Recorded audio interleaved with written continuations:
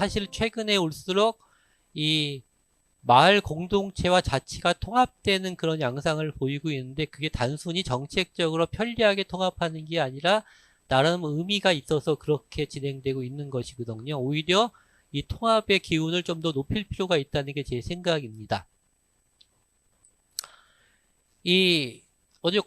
이게 연관성을 살피려면 마을 공동체라고 하는 개념을 간략하게나마 좀 언급할 필요가 있는데요. 여러분들은 여기가 이제 인천 마을 공동체 지원센터니까 뭐 이런 교육을 많이 보셨겠지만, 보통 공동체라고 하는 것은요, 보통 사람들은 어떻게 생각하냐면은 약간 폐쇄적인 그런 형태를 생각해요. 그 전통적으로 우리가 모범적인 공동체라고 생각하는 것들을 다 들여다 보시면요, 다분히 폐쇄적이에요. 그 사람들끼리만 모여서 그냥 긴밀한 관계를 형성하는 거죠. 그래서 전통적으로 많은 학자들이 공동체에 대해서 분석한 학자들도 다 공동체를 어떻게 파악하냐면 그 공동체 구성원들 간의 관계망을 중심으로 파악을 해요. 그래서 미국의 힐러리라고 하는 사회학자는 공동체, 그러니까 수많은 사람들이 썼던 공동체라고 하는 말, 실천했던 공동체라고 하는 실천 활동 속에서 공통적인 세 개의 키워드를 뽑아냈는데, 그 세 개가 뭐냐면 한 가지가 로컬러티, 지역성, 즉 공동체는 특정한 지역에서 형성되더라 이런 것이고요. 두 번째가 소셜 인터랙션이라 그래서 사회적 상호작용, 즉 공동체 구성원들 간에는 굉장히 긴밀하게 영향을 주고받는, 일상적으로 영향을 주고받는 관계를 형성하더라 이런 거예요. 예를 들면은 뭐 우리가 그런 얘기 하잖아요. 옆집에 우리가 밥 숟가락이 몇 개 있고 젓가락이 몇 개 있고 뭐 이런 거 다 안다 이런 말 하지 않습니까? 그리고 뭐 애가 어릴 때 어디 급하게 외출할 때 애를 급하게 이웃에게 맡길 수 있다거나, 소에게 급전이 필요할 때 급전을 빌릴 수 있다거나, 뭐 이런 정도의 긴밀한 영향을 주고받는 관계를 형성한다 하는 게 사회적 상호작용의 내용이고요. 세 번째가 이제 공동의 유대라 그래요. 커먼 타이. 이건 뭐냐면은 이런 거예요. 우리는 같은 공동체 식구야. 우리는 친한 이웃이야. 이런 정체성을 공유한다. 이런 식으로 보통 설명을 해요. 멜릭 같은 학자는 그것보다 더 뭐 예를 들면 특정한 사람의 카리스마에 의존한다든가 좁은 지역에서 형성이 가능하다든가 뭐 이렇게 좀 폐쇄적인 의미로 보통 많이 해요. 근데 현대 사회에 들어서 한 100년 이상의 공동체 활동을 했던 그룹이 있어요. 세계적으로. 그리고 공동체에 대한 사상을 정교시켜온 사람들이 있는데, 이 사람들이 자기들의 지금까지 활동들을 평가하면서 새로운 성찰의 내용들을 이렇게 발표하는데요. 그 내용 중에 핵심적인 것 중에 하나가 이런 거예요. 여러분들이 인터넷에서 공동체주의 이렇게 딱 치면요, 거기에서 설명이 또 이렇게 나오는데요. 이 사람들은 자신들이 공동체 운동을 오랫동안 해왔는데, 이 공동체 운동을 해온 목적은 여기저기 폐쇄적인 공동체를 많이 만들려고 하는 게 아니라는 거예요. 공동체 운동을 하는 목적은 사회적 공동선을 실현하기 위함이다, 이렇게 얘기를 해요. 이 얘기는 뭐냐면요, 이런 것으로부터 비롯됐다고 볼 수 있어요. 우리가 공동체를 만들려고 참 별별 짓을 100년이 넘는 기간 동안 해왔는데, 그 사회가 공동체적으로 바뀌지 않으면 결국 개별적인 공동체가 성공할 수 없더라, 이런 것으로부터 나온 성찰이라고 볼 수 있어요. 즉 공동체의 개방성이에요. 공동체 운동은 폐쇄적인 공동체를 많이 만들려고 하는 게 아니라 우리 사회를 공동체적으로 변화시키려고 하는 목적을 갖고 있는 움직임이다, 이렇게 볼 수 있는 것이죠. 뭐 지금 주민자치와 관련돼서 하려고 한 얘기가 직접적으로 연관되지 않지만, 제가 좋아하는 그 성찰의 내용 중에 또 하나가 뭐냐면, 이 사람들은 이런 얘기도 해요. 공동체를 만드는 게 목적이면 그 만드는 수단과 방법도 공동체적이어야 한다. 우리가 공동체를 만들고 싶어서 좀 더 효율적이라고 생각하는 여러 가지 방법들을 써봤더니 결국 공동체는 만들어지지 않더라라고 하는 거예요. 이거는 제가 마을 공동체와 관련된 공모사업 같은 거 비판할 때 많이 쓰는 말이에요. 어쨌든 공동체의 목적이라고 하는 것은, 우리가 공동체 운동을 한다고 하는 것은요, 우리 사회를 공동체적으로 바꾸고자 하는 지향이 있는 거예요. 변화시키고자 하는 지향을 갖고 있는 거라고 하는 것이죠. 그래서 우리가 주민자치라고 하는 것은 지역사회를 주민들이 스스로 가급적 많은 권한을 가지고 스스로 다스리고 운영하겠다고 하는 원리이고 지향이잖아요. 그러니 주민자치와 마을공동체는 그런 점에서 정확하게 일치할 수밖에 없는 거예요. 예를 들면 주민자치를 우리가 아까 제가 사실은 만나서 얘기하면 주민자치를 왜 하려고 하세요? 라고 하는 질문들을 한번 토론해 보려고 했거든요. 주민자치를 왜 하죠, 우리는? 왜 주민자치 활동을 하려고, 주민자치를 활성화시키려고 우리의 시간과 돈을 써가면서 귀찮게 시리 이런 일들을 하죠? 저는 누굴 위해서 하는 게 아니라고 생각해요. 나를 위해서 하는 거죠. 내가 이 지역사회에서 아이들과 우리 가족들과 함께 행복하게 살기 위해서 주민자치를 하는 거죠. 내가 내 이웃과 단절된 게 아니라 보다 긴밀하게 같은 연관성 속에서 서로 도와가면서 사는 게 내 행복에도 도움이 될 거라고 생각하기 때문에 그런 거죠. 그렇지 않나요? 그러니까 저는 주민자치가 활성화되려고 하는 목적은 결국 우리가 행복하게 살기 위해서인 거고, 행복하게 산다는 게 뭐냐라고 하는 문제를 생각할 필요가 있는 거죠. 행복하게 사는 게 뭘까요? 우리가 자녀들 공부 잘하게 하고 막 남들과 이웃과 경쟁해가지고 이기면 우리가 행복해질까요? 그런데 우리 사회는요, 1대 99의 사회로 급격하게 양극화되고 있어요. 그 경쟁에서 이기려면 그 1% 안에 들어야 돼요. 여러분 중에 경쟁에서 내가 1% 안에 들 자신 있는 분 계세요? 나는 무조건 경쟁력이 강하기 때문에 난 싸우면 이길 수 있고 1% 안에 들 수 있어. 이럴 자신 있는 분 계세요? 아니면 내 자녀는 공부도 잘하고 해가지고 1% 안에 들 자신이 있다고 생각하는 분 계세요? 물론 그런 분이 계실지 모르겠으나 저는 없어요. 우리 사회의 1%가 어떤 건지 여러분들 상상을 못 하실 거예요. 저도 상상할 수 없는 그런 사람들이에요. 과연 그렇게 경쟁을 통해서 우리가 행복해질 수 있을까요? 1대 99의 사회로 급격하게 양극화되는 세상에서.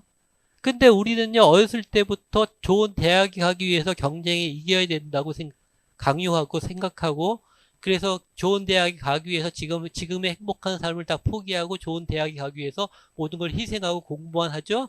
그러나 그 중에 아주 일부분만이 좋은 대학에 갈 수 있죠. 그럼 좋은 대학에 가면 불행 끝 행복 시작이 되나요? 또 요즘엔 취업이 힘들잖아요. 그러니 취업을 하기 위해서 엄청나게 또 좋은 대학에 들어가는 아이들끼리 경쟁을 할 수밖에 없죠. 1학년 때부터 도서관에 처박혀가지고 취업 공부한다고 하네요. 힘들대요. 학점도 이제는 옛날에 C, D 나오면 어때? 졸업만 하면 되지. 이게 아니거든요. 학점이 낮으면 취업 자체가 안 되니까 학점에 엄청나게 연연할 수밖에 없죠. 그러니 대학생활의 낭만이고 나발이고 누릴 수 있는 여유가 없어요. 경쟁에서 이겨야 되기 때문에 자기 하고 싶은 걸 희생하면서 공부를 해야 되죠. 취업 공부를 해야 되죠.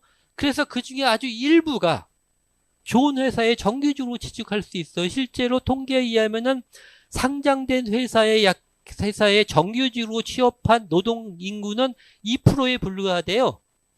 굉장히 적은 수가 좋은 회사에 정규직으로 취직할 수 있단 말이에요.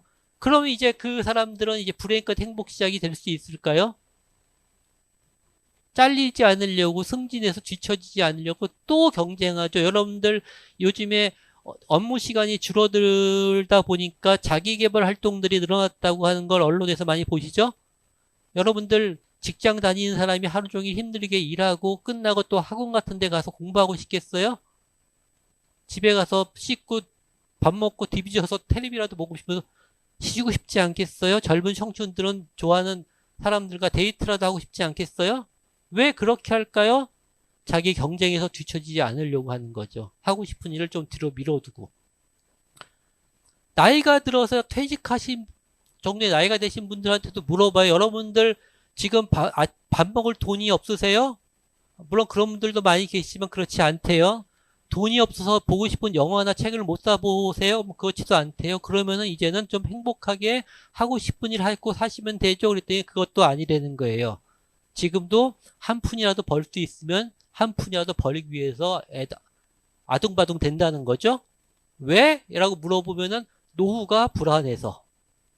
우리 사회는 누구도 믿지 않죠. 우리 국가가, 우리 사회가 우리의 노후를 보장해 줄 거라고 아무도 믿지 않죠. 그러니 나이가 들어서도 그러고 살 수밖에 없는 거죠. 그러면 우리 한평생은 어떻게 유지가 돼요? 태어나서부터 죽을 때까지 우리는 미래의 행복을 위해서 현재의 행복을 뒤로 미뤄두면서 한평생을 살아가죠. 우리는 그렇게 살았다고 쳐요. 우리 자녀들도 그렇게 살아야 되겠어요? 그게 행복한 삶일까요? 우리 자녀들이 행복하게 살 수 있는 사회인가요? 그건 아니잖아요. 그러니 우리가 행복하기 위해서 주민자치 활동을 한다고 하는 것은요, 결국 그 지향이 경쟁 중심의 사회가 아니라 어떻게 하면 상호 부조적인, 상호 호혜적인 상부상주하는 관계망으로 우리 사회를 재편해내는 과정을 통해서 우리들도 조금은 현재의 행복을 누릴 수 있는 여유가 생기지 않겠어요? 그런 거죠. 그래서 저는 주민자치 활동은 뭐다? 공동체를 지향한다는 거예요. 마을 공동체는 주민자치의 지향이라고 생각하는 거예요. 당위적으로 설명할 때도. 그럼 주민자치는 마을 공동체의 뭐다? 마을 공동체는 사회를 공동체적으로 변화시키는 거라고, 목적이라고 말씀드렸잖아요. 그 변화를 만드는 힘을 만들어주는 거죠. 주민자치는 주민들이 권한을 갖고 참여하는 거니까 사회를 공동체적으로 만드는 힘을 제공해 주는 게 주민자치라고 볼 수 있죠. 그래서 이 둘은 어차피 불가분의 관계이고요. 떨어질 수 없는 것이죠. 또 우리가 주민자치가 활성화된다고 할 때 아까 자치 역량 얘기 많이 했지 않습니까? 그럼 그 자치 역량의 내용이 뭘까요? 생각해 보세요. 어떤 거죠? 같이 민주적으로 회의하고 민주적으로 결정하고 민주적으로 집행하고 뭐 이런 것들이죠. 뭐 다는 아니겠지만 그 중에 가장 핵심적인 건 대부분은 뭐냐 하면요. 이거예요. 함께 일하는 방법이죠. 함께 일하는 능력인 거예요. 여러분들, 저는 그렇게 얘기해요. 세상에서 제일 힘든 일이 뭐예요? 여러 가지 얘기들이 나오죠. 뭐 어떤 분은 육아가 세상에서 제일 힘들다 뭐 이런 얘기도 하는데 저도 하나의 아빠지만 힘든 거 분명히 있지만요. 그렇지만 걔를 너무너무 사랑해요. 저는. 그러니까 아무리 힘들어도 그 힘든 걸 기꺼이 저는 감내할 준비가 돼 있는 거죠. 저는 세상에서 제일 힘든 거는요. 함께 일하는 거예요. 솔직히 말씀드리면. 제가 해야 될 과제가 아무리 어렵고 힘들어도요. 혼자 해도 되면 저는 그거 별로 두렵지 않아요. 그냥 하면 되죠. 시간이 필요하면 밤 좀 새죠 뭐. 그런데 과제가 아무리 쉬워도요. 함께 해야 된다고 하는 전제가 되면요. 이게 보통 어려운 게 아니에요. 최근에도 제가 예, 나이가 드니까 어떤 연구 과제를 하는데요. 제가 책임 연구원을 맡을 때는 그나마 좀 되는데 책임 연구원이 맡으면 같이 하는 연구원들이 마음에 안 들어요. 아니, 언제까지 뭐 하기로 했으면 언제까지 끝내야 되는데 안 하는 기도 하고 다 생각이 틀린 거죠. 내용이 마음에 안 들면 내가 또 그걸 다 고쳐야 되니까 막 스트레스 받죠. 요즘에 몇 군데에서 제가 사정상 연구 책임을 안 맡고 단순히 연구원을 하는데 참여했는데 연구 책임이 마음에 안 들어요. 아니, 난 이만큼 이렇게 충실히 만드는데 아직도 딴짓하고 있는 거야. 그럼 갑자기 일을 하다가도 도대체 나만 뭐 하고 있지? 이런 생각이 드는 거죠. 쉽지 않죠? 같이 일하는 게. 그러면 가치라는 능력이 역량의 자치 능력의 가장 중요한 핵심적인 내용이라고 하면은 같이 일할 수 있는 능력을 어떻게 키울 수 있죠? 공동체 활동을 통해서 우리가 알게 모르게 그런 능력들을 그 활동을 통해서 키워낼 수 있잖아요. 그렇죠? 우리가 공동체 활동은 누가 앞장서 따라와 나를 따르라 이런 거 아니라고 우린 다 생각하잖아요. 관계도 위계적인 질서보다는 수평적인 관계망을 통해서 뭘 하는 거라고 알고 있잖아요. 우리는 그런 것들이 익숙치 않지만 그런 활동을 통해서 조금씩 우리가 그런 능력을 키워나가는 거죠. 그러니 주민자치를 활성화시키는 핵심인 자치 역량을 강화시킨다는 차원에서 봐도 마을 공동체 활동은 주민자치 활동의 가장 핵심적인 내용을 차지할 수밖에 없다고 이렇게 말씀을 드릴 수가 있죠. 그래서 저는 주민자치와 마을 공동체는 일란성 쌍둥이와 같다 이렇게 생각을 해요. 최근에 정책적으로는 마을 공동체 활동을 하다가 이게 주민자치와 만나야 된다라고 하는데 약간 갈등이 있죠. 마을 공동체 활동을 하던 사람, 주민자치 활동을 하던 사람이 왔는데 이게 서로 자기 영역에 침범하는 것 같은 이런 그 경계가 있고 이런 갈등들이 좀 생기기도 하는데 저는 그거는 정말 자기 그 칸막이죠. 저는 최근에 이런 지역의 스타일로부터 뭐 이렇게 통합돼야 될 필요성이 막 제기되면서 야, 우리 시민사회의 칸막이가 행정의 칸막이 못지않구나 이런 생각을 할 때가 많아요. 어, 저는 주민자치와 마을 공동체만이 아니라고 생각하는데 일단 이 두 가지는 저는 같은 거라고 생각을 해요. 마을 공동체 활동이 그냥 폐쇄적인 공동체를 많이 만드는 게 아니라 우리 지역 사회를 공동체적으로 변화시키고자 하는 지향을 갖는다면 주민자치가 주민들의 공동체적인 역량들을 키워내는 게 그 과정에서 핵심적인 내용이라면 이 둘은 어차피 같을 수밖에 없다. 이게 제가 생각하는 주민자치와 마을공동체의 공통점이라고 볼 수 있습니다. 그렇지만 중간에 질문이 있으시면 중간에 질문을 쫙 들어주셔도 당연히 됩니다.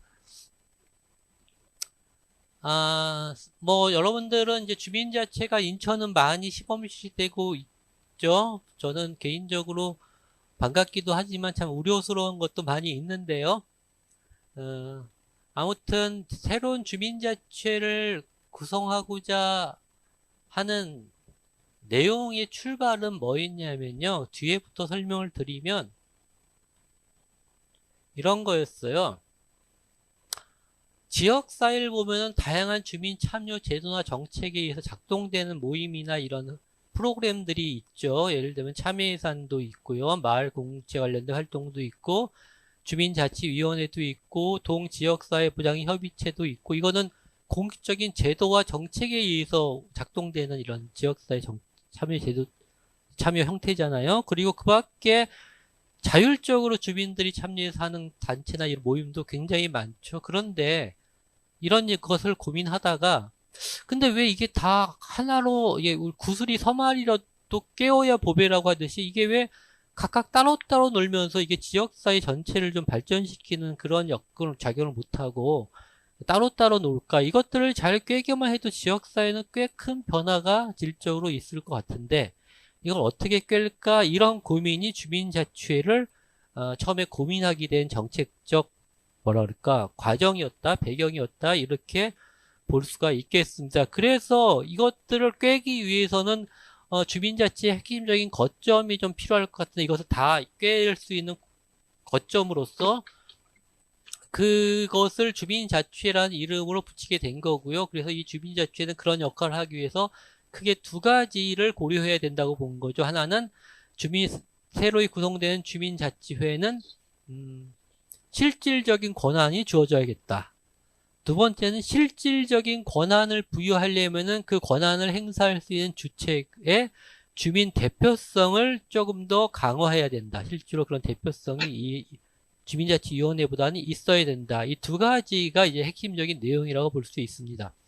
그래서 첫 번째 권한의 핵심은요. 권한의 핵심은 사실은 아까 말씀드렸듯이 주민자치위원회는 주민자치센터의 조례 안에 그 제도적 규정이 있는데 주민자치의 시범실시는 특별법 안에 가능하다라고 하는 그 규정이 있어요. 그걸 가지고 근거를 시범실시를 하고 있는 거거든요. 시범자를 못 댄 이유는 그 특별법에서 그렇게 시범적으로 실시한다고 할 수 있다고 언급했기 때문에 그런 거예요. 그런데 이번에 지방자치법 전면 개정안에 주민자치회의 근거가 들어간다고 해서 그러면 이제 이게 주민자치회가 법적인 근거를 가질 수 있게 되겠구나.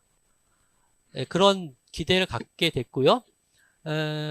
그렇게 되면은 예를 들면 위스탁이라든가 돈을 이렇게 그 예산을 지원받는 것들도 이게 법인격을 가질 수 있어서 좀 자율적 권한이 커지겠구나라고 하는 기대를 갖고 있었는데 며칠 전에 들린 소식에 의하면은 지방자치법 전면 개정안에서 주민자치회 관련 내용이 다 삭제가 돼 버렸어요. 그래서 다시 주민자치회라는 이름이 없어지는데 그래서 지금 제 페북이나 몇 개 단톡방에서는 뭐 청와대 청원을 동의해달라, 가만히 있을 수 없다, 이런 분위기가 굉장히 크게 일어나고 있거든요. 아무튼 그런 와중이고요. 그래서 전에는 지방자치법 전면 개정안이 국무회에 통과했으니까 또 민주당이 다수당이니까 될 겁니다. 제도적 근거가 이런 얘기를 하고 다녔는데 제가 믿을 놈은 믿어야 되는데 이상한 놈들이 믿었던 것 같아요. 지금 이렇게 놈이라는 표현을 공식적으로 써서 죄송한데 뭐 이런 것들은 놈이라는 소리 들어도 싸다고 생각을 합니다. 뭐 싸잡아서 얘기하기는 좀 그렇지만 아무튼 그렇지만 이제 구체적인 실질적인 권한을 주려고 하는 몇 가지를 보면요. 첫째는 자치계획 수립 권한을 줘요. 여러분들 잘 여기 주민자치회에 활동하시는 분들은 잘 아시겠지만요. 자치계획을 수립할 권한을 주는데 자치계획에는 뭐 여러 가지가 있죠. 뭐 주민자치의 운영계획, 위스탁계획 뭐 여러 가지가 있는데 그 중에 핵심적인 거는 내년도에 무슨 사업을 할 건가는 사업계획을 결정할 수 있는 권한을 줘요. 물론 주민자치회가 최종적인 결정 권한을 갖지 않고요. 주민자치회는 그 권한을, 그러니까 그 주민총회가 최종적인 결정 권한을 갖는데 총회에 올릴 내년도 사업계획안을 마련하는 게 주민자치회의 업무죠. 중요한 역할이죠. 그리고 그게 주민총회에 상정이 되고 주민총회에서 통과하면 그게 최종적인 결정권으로서 효력을 발휘하는 거예요. 이게 왜 기존과 다르냐면 전에는 주민들이 마을계획 수립할 때 주민들이 마을계획을 수립해서 결정한 거잖아요. 그런데 그것을 행정의 공식적인 계획으로 수렴하지 않았어요. 그러니 당연히 주민들이 마을계획을 수립했다고 하더라도 그것을 집행하는 데 필요한 예산 지원도 없었어요. 또 공모사업에 해서 붙으면 할 수 있고 떨어지면 못하고 이런 게 계속 반복돼야 했거든요. 이거는 자치계획을 총회가 통과돼서 수립이 결정이 되잖아요. 그러면 그것을 당연히 자치단체장, 인천 같은 경우는 구청장한테 보내야 돼요. 그러면 기존에는 그렇게 마을계획을 수립해서 보내도 구청장이 보기에 자기 마음에 안 드는 내용이 있을 수 있잖아요. 그러면 그걸 지원 안 하면 그만이었어요. 아니면 자기 멋대로 바꿔버리가지고 추진하거나 이럴 수도 있었는데 지금은 그렇게 할 수 없어요. 자치계획이 넘어오면 구청장이 보다가 그 중에 마음에 안 드는 게 있을 수 있잖아요. 그러면은 마음대로 바꾸거나 돈을 안 주거나 이렇게 하는 게 아니라, 물론 이제 지금도 이제 주민자치회가 좀 형식적으로 되는 측면이 많으니까 여러 가지 편법들이 동원되긴 합니다만은 구청장은 거기에 대해서 의견을 달 수 있어요. 의견을 달아서 다시 주민자치회로 보내는 거예요. 그러면 구청장으로부터 의견이 달려서 다시 온 그 사업 계획안에 대해서 주민자치회는 그 구청장이 단 의견을 참고해서 최종적으로 다시 결정할 권한이 있는 거예요. 그러니까 수용할 수도 있고 수용 안 할 수도 있는 거죠. 그리고 최종적인 결정 권한을 주민들에게 준다고 하는 점에서 실질적인 권한을 주는 거죠. 그리고 계속 얘기하지만 자치 권한이라고 하는 거예요. 그래서 권한을 줬단 말이에요. 사업 계획을 결정할 권한을 주민자치회에 줬어요. 그런데 예산에 대한 권한을 주지 않는다면 이게 실질적인 권한이라고 볼 수 없죠. 예를 들면 주민들이 결정한 사업 계획이 1년에 예를 들면 한 5천만 원이 들어가는 사업 계획을 결정했단 말이에요. 근데 주민들이 돈이 없잖아요. 그럼 행정에서 5천만 원을 줘야 되는데 행정에서 5천만 원을 안 줘요. 안 주고 마음에 안 드는 건 이건 하지 말고 이것만 해. 그러면서 돈을 좀 줄여서 준단 말이에요. 그럼 실질적인 결정 권한을 주민들에게 부여했다고 보기 어렵죠. 그런 경우에는.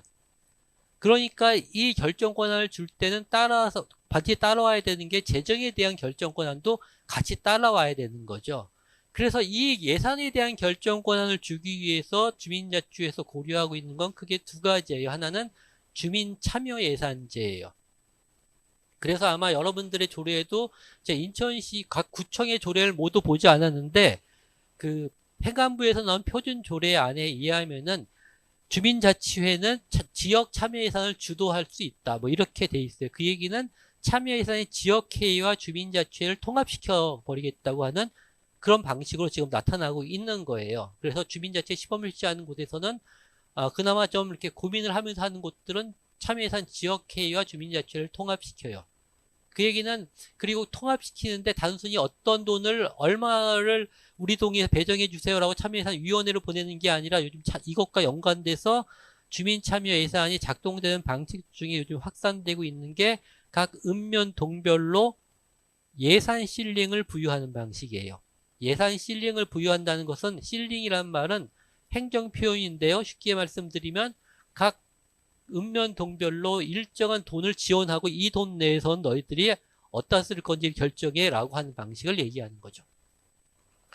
그래서 많이 말씀드리지 서울시 같은 경우는 인천도 지금 돈 지원하죠? 문제제 시범실시한데 돈 지원 안 하나요? 600만 원? 600만 원? 아, 600만 원 지원하는군요. 그러면 인천시는 600만 원 어치의 권한을 주는 거예요. 실질적인 권한을 주는 거예요. 서울시는 전에 3천만 원, 주민자치 시범실시되는 곳은 3천만 원씩 예산을 지원했어요. 그러다가 작년부터 2천만 원으로 1천만 원을 줄여서 주고 있어요. 줄인 이유는 또 다른 예산 지원 항목을 활용하기 때문에 그래요. 첫 번째가 참여 예산을 통해서 이렇게 그 일정 주민자치회가 시범 실시하는 곳에 일정한 예산을 주는 방식이 있고요. 또 한 가지 언급하고 있는 게 뭐냐면 이 조례에서도 이렇게 아마 언급하고 있을 텐데 주민세 균등분을 주민들이 사용할 수 있도록 환원할 수 있다 이런 게 아마 조례에 있을 거예요. 그렇게 하는 데가 대표적으로 세종시와 서울시 같은 경우는 그렇게 해요. 서울시는 3천만 원 참여 예산을 통해서 3천만 원을 지원하다가 2천만 원을 줄이는 대신에 작년부터 주민세 균등분을 다 동주민자치회 사업에 쓰도록 제공하고 있어요. 그러니까 주민세 균등분은 각 동별로 인구수에 따라 액수가 동별로 차이가 나겠죠. 그러니까 얼마다 이렇게 볼 수는 없겠지만 적게는 2, 3천만 원에서 5천만 원, 뭐 1억 원, 거의 1억 원 가까이 되는 동도 있죠. 그러니까 실질적으로 주민자치에 더 많은 예산을 지원하고 있는 거예요. 그러면 그 액수만큼의 주민들이 실질적으로 결정할 수 있는 권한이 생기는 거죠. 오히려 서울시는 어떤 게 문제가 되냐면요. 주민들이 진짜 잘 쓸 수 있는 역량에 비해서 돈이 너무 많이 지원된다고 하는 불평도 많아요. 문제는 뭐냐면은 이런 거예요. 예를 들면 어느 지역에 합쳐서 1억 원의 돈이 지원됐단 말이에요. 그런데 주민들은 우리가 내년도에 우리 역량껏 할 수 있는 돈은 한 5천만 원이면 된단 말이에요. 그러면 5천만 원이 남잖아요. 5천만 원 저희가 자기들이 적립하고 싶은 거예요. 마을 계금같이. 그러면 더 좋잖아요. 내년도에 더 큰 돈이 들어가는 사업을 할 수도 있고 하니까. 그런데 그걸 못하게 하네요. 1억 원을 지원하면 1억 원을 그 해 내에 다 써야 된다는 거예요. 그래야지 행정 예산 처리가 가능할 수 있다는 것 때문에 그래요. 기금으로 적립하는 걸 못하게 하고 있어요. 서울시는 이게 지금 문제예요. 그래서 마을 기금에 대한 필요성이 더 심각하게 제기되고 있는 상황인데 아무튼 이렇게 재정에 대한 예산 지원은 참여 예산과 주민세 균등분을 주민들에게 돌려주는 것으로서 실질적인 권한을 주겠다고 하는 게 새로운 주민자치회에 부여하겠다고 하는 권한의 핵심이고요. 두 번째는 주민자치회가 그런 권한을 행사하려면요. 주민들의 대표성이 더 강화되는 방식으로 주민자치회가 구성돼야 한다는 거예요. 이건 당연할 수밖에 없는 거죠. 그 문제가 있는데 이게 참 여러 가지 어려움이 많이 있는데요. 예를 들면 사람들은 주민자치위원회가 주민자치회로 전환된다 이렇게 표현하잖아요. 이거는 엄밀하게 말하면 틀린 말이에요. 주민자치위원회가 주민자치회로 전환되는 게 아니에요. 주민자치회를 새로 구성하는 거예요. 그리고 기존의 주민자치위원회가 하던 것과 역할이 비슷하니까 주민자치위원회를 해소하는 거예요. 전환되는 건요. 주민자치센터와 관련된 정책이 주민자치회라는 정책으로 전환이 되는 것이죠. 주민자치위원회가 주민자치회로 전환이 되는 게 아니에요. 명확하게 말씀을 드리면. 기존의 주민자치위원회는 주민들의 대표성이 별로 없었다고 하는 거예요. 왜냐하면 주민자치위원회를 구성하는 방식이 어땠어요? 뭐, 위촉장을 수여하는 위촉권자가 읍면 동작인 문제도 있지만 위촉권자가 누구냐가 중요한 건 아닌 것 같은데 어쨌든 개방적으로 모든 사람들이 참여할 수 있도록 하는 방식으로 구성되지 못한 건 사실이에요. 예를 들면은 공개 모집을 한다고 하더라도 공개 모집을 한 다음에 선정위원회를 구성하는데 선정위원회는 주로 어떤 분들로 구성돼요? 동장님, 주민자치위원장님, 몇몇 주민자치위원들로 구성이 되죠. 이건 뭐예요? 자기들이 자기 후임을 자기들이 결정하는 선임한 이거는 굉장히 폐쇄적인 방식으로 구성되는 방식이죠. 그거 아니죠. 그래서 이것을 주민들의 대표성이 있는 방식으로 새롭게 구성해야 된다. 전혀 다른 방식으로 구성해야 된다. 그래서 채택한 방법이 뭐냐면요. 공개 추천 및 공개 모집 및 공개 추첨을 하겠다는 거예요. 그런데 이것 자체만가 일단 이 의의를 따지면 대표성을 부여하는 가장 전통적인 방식은 선거죠.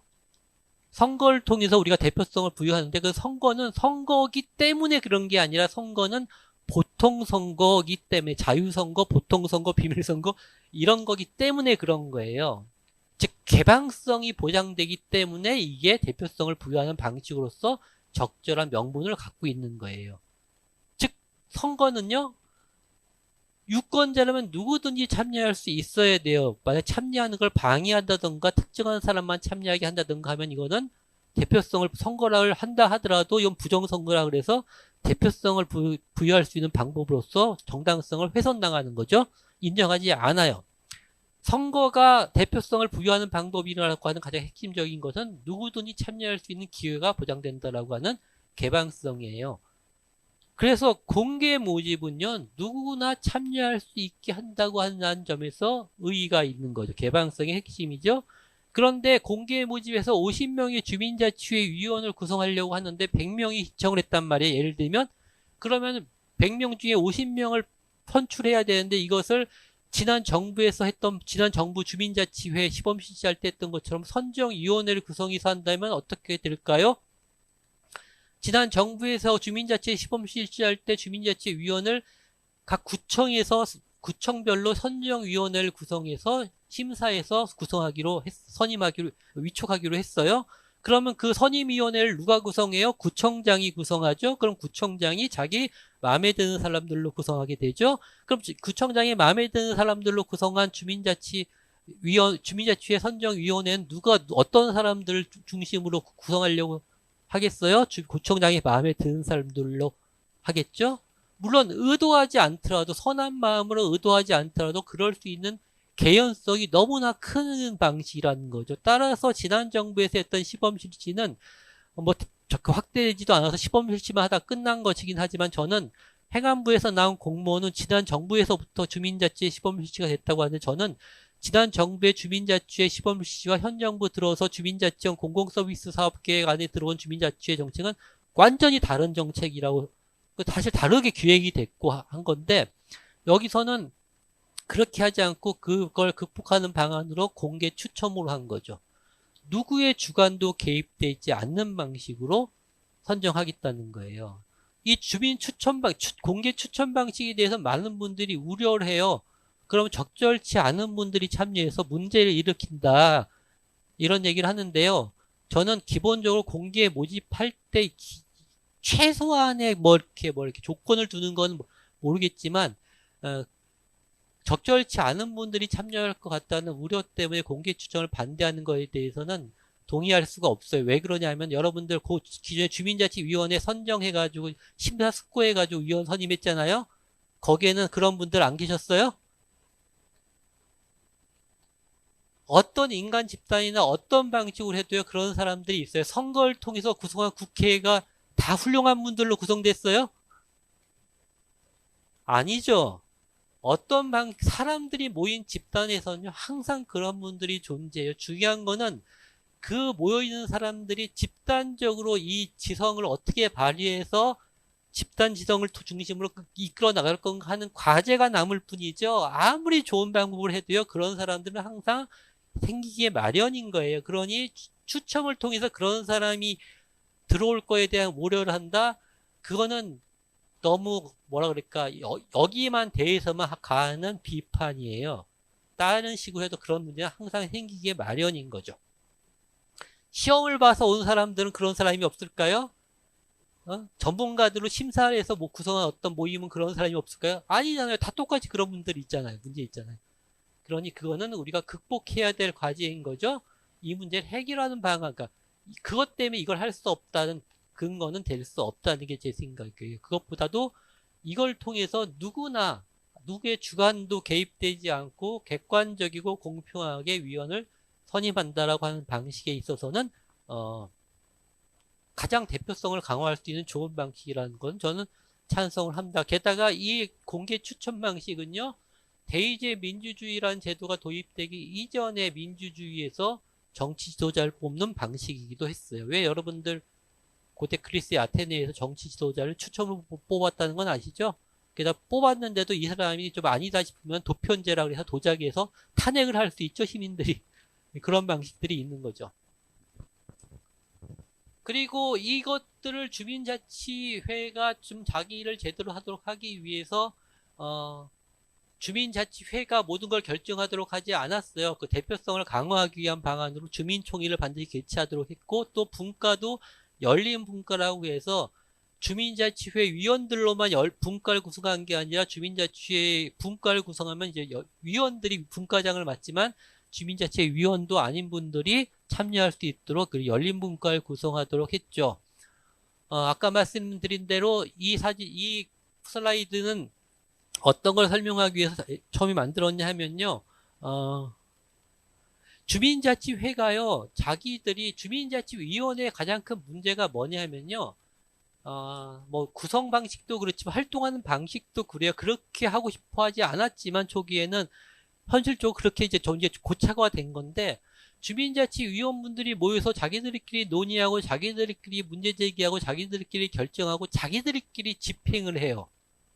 그렇죠? 그렇게 활동을 해왔단 말이에요. 마치 특정한 어떤 단체같이 활동을 해왔다는 거예요. 그래서 주민자치위원회가 주민자치의 거점 역할을 못한다고 하는 비판을 한마디로 함축한 말이 어떤 표현이냐면은 그들만의 리그라고 하는 표현이에요. 그거는 구성에 있어서도 폐쇄적이라고 하는 의미가 있지만 활동하는 데 있어서도 그 사람들끼리 활동을 한다고 한다는 점에서 이렇게 외부에서 비판이 많이 갔던 거죠. 주민자치회는요, 그렇게 하려고 만든 게 아니에요. 24명 내외의 주민자치위원회가 50명 안쪽의 주민자치회로 늘어났다고 해도 이 50명이 된 위원들이 또 모여서 자기들끼리 회의하고 자기들끼리 안건 제기하고 자기들끼리 결정하고 자기들끼리 집행한다면 이건 새로운 주민자치회 정책의 의미가 없는 거예요. 그냥 주민자치회 버전 2가 돼버리는 거거든요.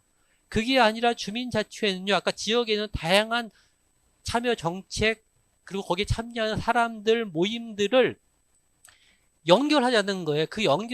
그런 모임들 다 꿰어서 목걸이가지로 꿰이는 그런 역할을 하자는 거예요. 독자적으로 어떤 일들을 하는 게 중요한 게 아니라요. 주민자치회는 지역에서 기존에 활동하고 있는 그러한 다양한 사람들이 그런 일들을 더 잘할 수 있도록 지원하고 그 활동들 읍면동 지역의 성과가 되도록 다 활동하는 사람들의 성과로 그치는 게 아니라 지역을 발전시키는 성과를 이렇게 모아내는 역할을 하는 게 주민자치의 가장 핵심적인 역할이라고 보는 거죠. 예를 들면 내년도 사업을 우리가 주민총회에 올릴 내년도 사업을 계획해야 되잖아요. 주민자치회가. 그럴 때 주민자치회 위원들이 모여서 내년도에 무슨 일을 할 거냐 한번 제안해 보세요. 분과별로. 이렇게 하라는 게 아니에요. 가장 바람직하게는 예를 들면 제가 쉽게 예를 들 수 있는 게 새마을회에서 방역 활동하시는 자원봉사 활동하시는 분들 계시잖아요. 방역 활동하시는 분들한테 가서 이렇게 제안을 해보세요. 방역 활동을 열심히 하는 거 고마운데 고맙습니다. 수고하십니다. 그런데 내년도에 그분들의 지역사회의 어떤 보건과 관련된 이런 관심이 많은 분들이잖아요. 내년에 방역 활동을 좀 더 체계적으로 할 수 있는 계획을 한번 내년도 사업 계획을 한번 해보시겠어요? 그래서 그것들에 대해서 주민들이 많이 찬성을 하시면은 예산이나 이런 것들을 지원해 줄 수도 있어요. 이렇게 제안을 해보세요. 그럼 그분들이 나 그런 거 관계 없어 이럴까요? 물론 그런 분도 계시겠지만 정말 그 사업에 의의를 갖고 참여하시는 분들이 많이 계시다고 알고 있는데 그럼 그분들은 그럼 한번 해볼게 난 그럴 것 같아요. 제가 많이 듣는 게 녹색교통 어머니에는 아이들 등하교 안전에 대해 관심이 있어 그 자원봉사 활동하시는 분들인데 그분들한테 가서 아이들이 안전하게 통학하기 위해서 내년도에 어떤 사업이 필요할 것 같아요? 그것들 한번 계획해서 한번 제출해 주시지 않을래요? 그래서 많은 주민들이 동의해주면 거기에 필요한 예산이나 여러 가지 행정적 지원들을 해드릴게요. 라고 하면 녹색교통 어머니회가 싫어할까요? 저는 정말 아이들의 통학에 관심이 있는 안전에 관심이 있는 학부모들이라면 한번 해보겠다고 얘기할 것 같아요. 그런 것들을 모아내면요, 크게 사업 계획이 되는 거죠. 그래서 총회에서 결정한 건요, 사실은 안을 마련하고 하는 건 따로 회의를 하는 게 아니라 다양하게 지역에서 그런 활동하는 사람들의 사업 계획을 다 모아내고요, 우리가 쓸 수 있는 예산 범위 안에서 우선순위를 정하는 게 실제로 주민총회에서 주민들이 결정할 것이 되는 게 가장 바람직하고 적절한 방식이죠. 그래서 사업이 결정이 됐어요. 그럼 그걸 또 누가 하죠? 주민자치회 위원들이 열심히 해야 되나요?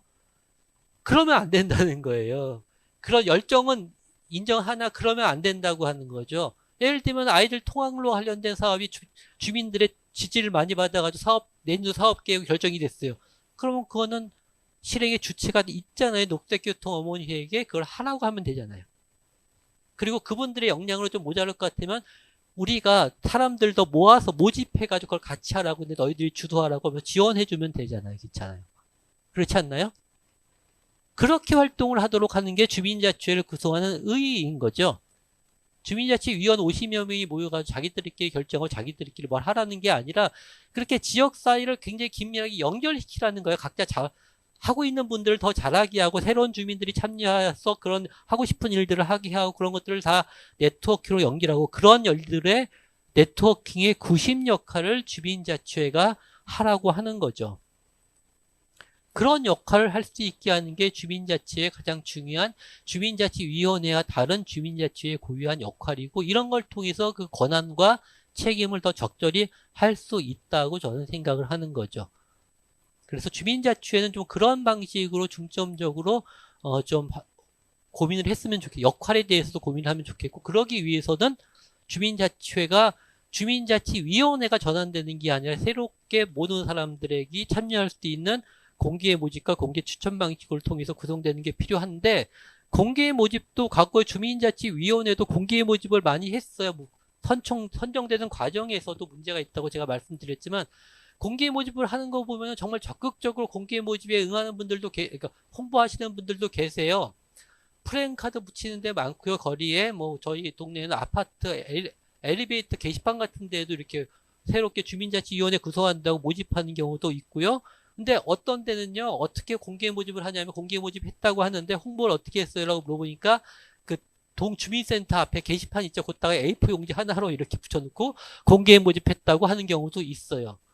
그러니 공개 모집이 정말 개방성의 핵심이 되려면은 얼마나 적극적으로 홍보를 했냐 하는 것이 그게 중요할 수밖에 없지 않습니까?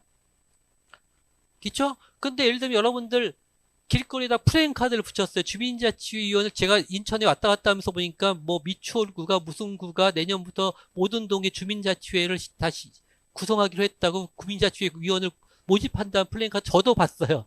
여러분들 보셨죠? 근데 여러분들 길거리 가다 그 프레임카드를 보면 아 주민자치위원을 새롭게 구성하는구나. 그러니까 나도 한번 신청해 볼까? 이런 생각 가지신 분 계세요? 솔직히? 거의 없어요. 왜냐하면은 많은 분들이 주민자치회가 주민자치위원회와 다른 새로운 정책이란 걸 알지도 못할 뿐더러 주민자치위원회는 다 그들만의 리그라는 인식이 있다 보니까 그냥 그 니들끼리 알아서 해 이런 생각을 많이 가지고 계신데 플랜카드를 보고 새롭게 하네 나도 가봐 이런 생각 갖는 분들이 있긴 있어요. 그렇지만 여러분들 같이 지역사회에 관심 있는 분들은 가끔 있을 수 있지만 대부분의 주민들은 그런 생각 안 해요. 그러니 가장 적극적으로 공개 모집의 효과를 거두려면 어떻게 해야 돼요?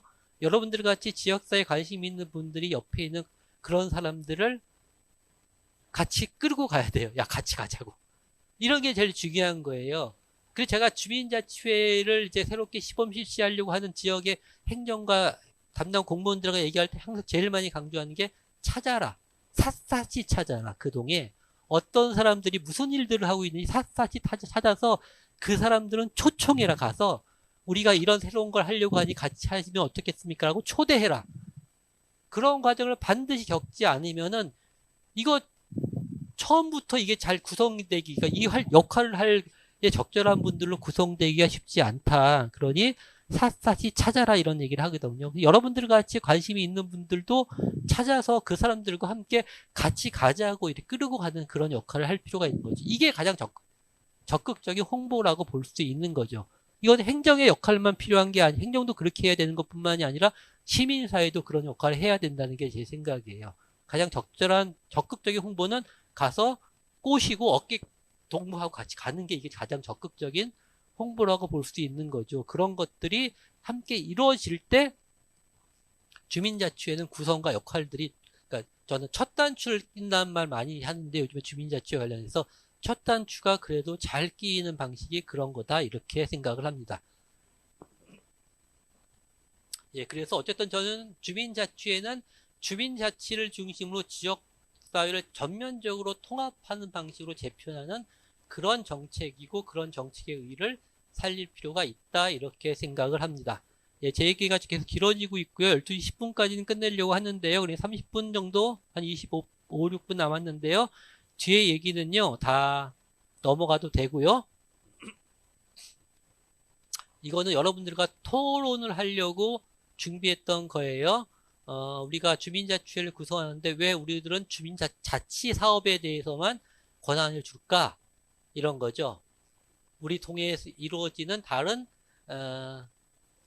행정계획들. 왜 그런 것들은 왜 우리들한테 권한이 없지? 이런 거예요. 우리 동네에 뭘 짓겠다라고 할 때 왜 그걸 그 동네에 있는 주민들한테 안 물어볼까? 이것도 우리 주민자치회가 구성되면 주민들이 결정할 권한을 갖는 그런 것이 되어야 되지 않을까? 뭐 이런 토론을 해보고 싶었고요. 예산을 지원한다고 하는데 그 예산이 이 지방자치법 전면 개정안에서 주민자치회 근거가 없어져서 이게 한층 더 어려워졌는데 이게 주민자치회로 직접 주는 게 아니라 행정한테 동장님한테 가죠. 행정한테 가죠. 그럼 우린 또 일일이 그 돈을 증명해가지고 탔어야 된단 말이에요. 이게 문제 있거든요. 법인격이 없기 때문에 그래요. 그러니까 사람들이 서울시 같은 경우도 그런 얘기 많이 해요. 이거 우리 돈 맞긴 맞아. 이런 얘기도 하는 거죠. 근데 저희 동네 보니까 굉장히 재미있어요. 주민자치위원회 시절부터 고유번호증을 다 만들었대요. 이걸 잘 못 만든 이유가 2년마다 임기가 바뀌잖아요. 그러면 고유번호증 그 대표자 변경 신청을 해야 되는데 번거롭죠. 근데 고유번호증을 만들었대요. 그래서 저희 동네는 그 주민자치 시범을 시작하는데 돈을 쏴줘요. 이렇게 하는데 직접 주민자치 통장으로 쏴줘요. 그러니까 훨씬 더 유연하게 쓰고 싶은데 쓸 수 있어요. 그러니까 그런 방안들에 대해서 좀 더 고려해 봐야 되지 않는가. 그냥 2천만 원이면 뭐 주어진 돈에 인천 600만 원이면 600만 원에 대한 사용처만 결정하는 게 아니라 직접 원하는데 쓸 수 있어야 된다는 거죠. 게다가 여러분 생각해 보세요. 내년도 할 사업 예산 계획을 짜는데 그게 그대로 다 되나요? 잘 안 되잖아요. 그때 유연하게 쓸 수 있는 여지가 필요한데 그런 것들에 대해서 좀 얘기해 보려고 했고요. 또 이거는 이제 뭐 이렇게 사진이 그림이 좀 과격한가요? 인파워먼트에 대한 거죠. 그러니까 이제 권한을 받아 실제로 행사해야 되는 거잖아요. 근데 아까 말씀드린 대로 주민자치가 활성화된다는 것은 그런 권한을 사용해보는 경험을 통해서 자치 역량을 강화시키고 그럼으로써 좀 더 많은 권한을 받을 수 있어야 되는데 그냥 주어진 권한만 잘 쓰는 게 우리가 잘하면 되는 건가? 그건 아니라는 거죠. 주민자치가 활성화되기 위해서는 우리가 그런 과정을 통해서 우리의 역량을 키우는 게 중요하고 그 과정을 통해서 우리의 역량이 키워진 만큼 권한을 달라고 해야 되죠. 근데 잘 안 준단 말이에요. 그러면은 너 다음에 재미없어 라고 하는 걸 직접적으로 보여줄 수 있는 우리들의 정치적 영향력을 보여줄 수 있는 그런 것들도 필요하다는 거예요. 그래서 저는 주민자치가 활성화되는데 계속 중요하게 강조하는 게 주민들의 역량을 강화시키는 것뿐만이 아니라 실질적인 인파워먼트, 즉 주민들의 정치적 영향력을 강화하려고 하는 그런 것도 같이 포함이 되어야 된다는 거죠. 그런 것들은 어떻게 할 수 있는가 이런 것도 좀 토론을 해보려고 했습니다. 그래서 여러분들끼리 모이시면은 오프라인으로 소규모로 모이시면 그런 토론을 해봐도 재미있을 것 같다는 그런 생각입니다.